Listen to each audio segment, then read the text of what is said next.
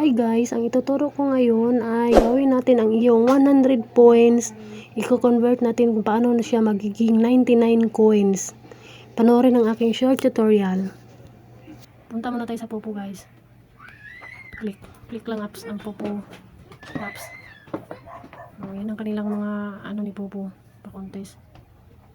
Punta tayo sa aking dashboard. Pansin nyo guys, ang laman ng aking dashboard ay meron akong 119,000 mahigit sa aking points.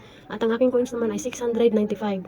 Ngayon, ang gagawin natin, ang 100 na points, gawin natin 99 coins. Kaya ngayon, ang pindutin natin yung top up.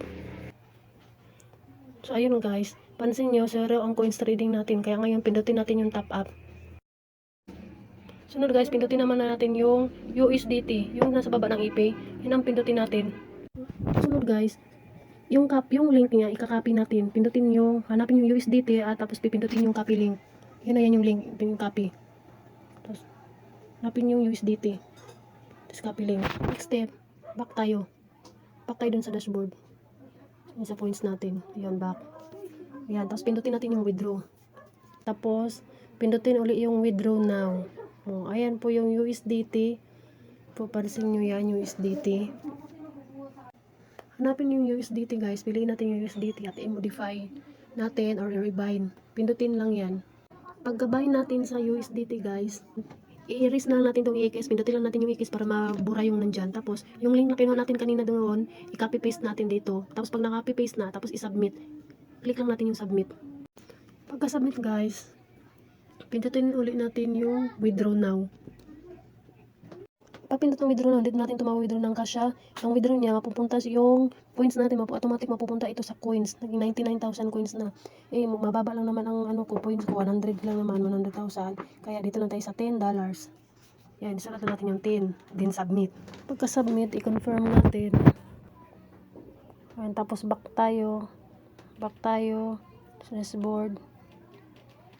Back tayo din sa dashboard kasi magme-message yan si Popo sa atin. Antayin natin yung message ni Popo, magme-message yan sa akin kasi yung request natin, hindi kaagad yan mag-approve kaagad kasi inano pa niya yan, nire-review.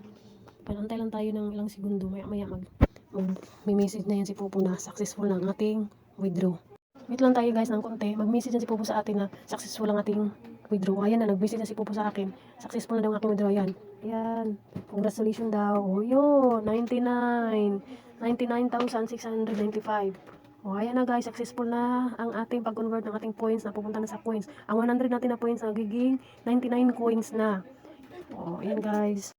So yun lang guys, I hope na meron kayong natutunan sa aking short tutorial.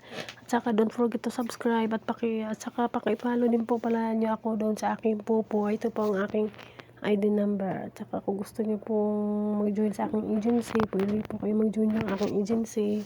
Bye bye!